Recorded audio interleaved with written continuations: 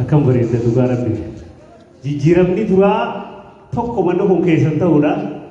Lammata immoo akkatti teenye gartanii takkaa kana teessanii jijjiiramuudha jechuudha guyyaan. Jijjiiramni galma guddaa ga'u haa godhu.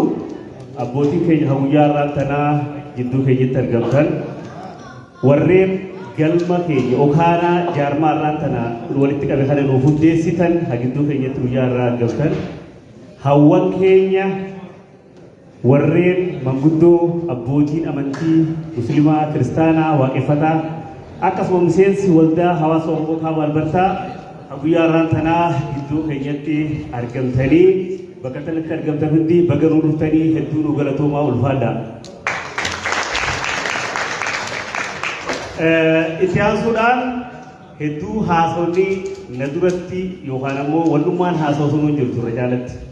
Hedduu gammadee waan ta'eef garuu wanni haalaan galateeffadhu erga okaanaan hundaa'erraa eegalee miseensonni okaanaadhaa ha osoo dadhabne hifanne galma nu barbaachisa teessoo nu barbaachisa bakka mataa keenyaa qabaachuu qabna Oromoo qabeenya mataa isaa horatu qaba waan waliin qabaachuu qaba jettanii warreen yaada jalqabarraa eegaltanii waan kana akka bu'uureessinu hamilillee nutti hortanii asiin nu geessan hedduu galatoomaa ulfaadha.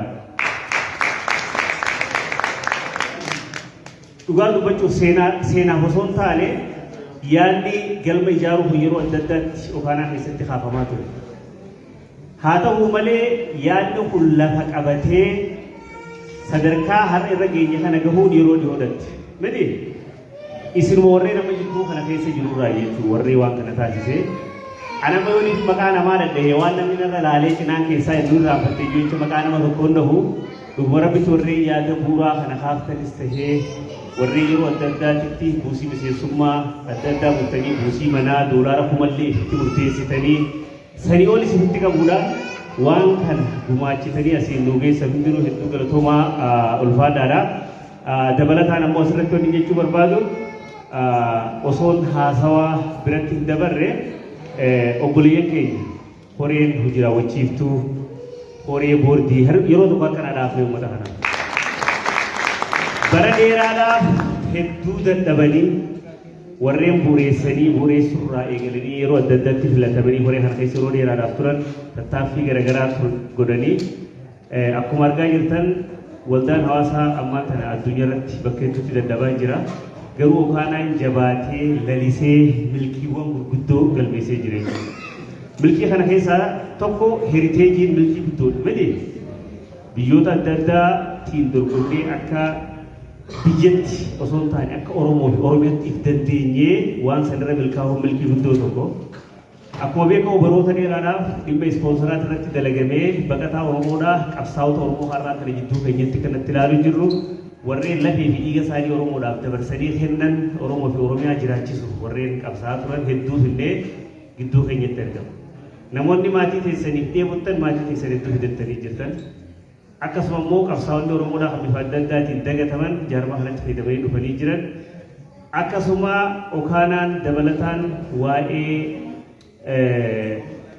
biyya kana keessa namoonni baay'een deeggaruu baattanis dhimma irreechaatis akka seenaatitti akka gartee bu'uura Oromoo tokkotti yeroo jalqabaatiif galmaa'ee as keessa taa'e. Sanirraan ammoo Oromoo wiik torbaan Oromoodhaan akka sirnaan galmaa'ee torbaan tokko kalaandara magaalaa Ermetanii Albertaa keessa godhamee yeroo itti galmaa'ee kanarra jirre jechuudha. Har'a immoo dabalataan maal finnee guyyaa irraan tanaa Oromiyaan Community Association of Northern Albertaan waldaan keessa manni keessa binnee qulfii harkaan gahanne jechuudha. Miti kanaafuu haasawa isinitti hin dandeenyessu irra deemuudhaan baga gammaddan baga gammannee jira. Kanatti aansuudhaan obboleessa keenya horee boordii irraa kan ta'e obbo Darajjee gara kanatti itti aanaa horee boordiitti asitti afeeree isaan ammoo warreen isaan boodatti afanaa afeeranii jira hedduu naa galatoomaa ulfaadha. Obbo Darajjee yeroo tokko.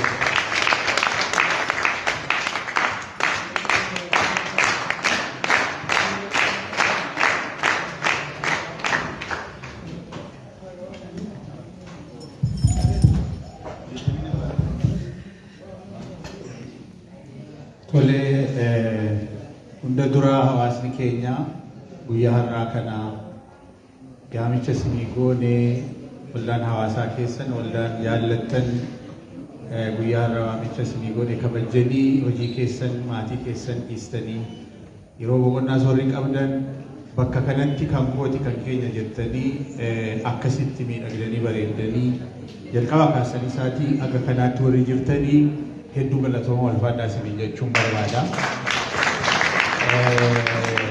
Itti aansuudhaan Obboleessi Abdurazaaq hedduu dudubbateera waan ijoo ta'anii guyyaan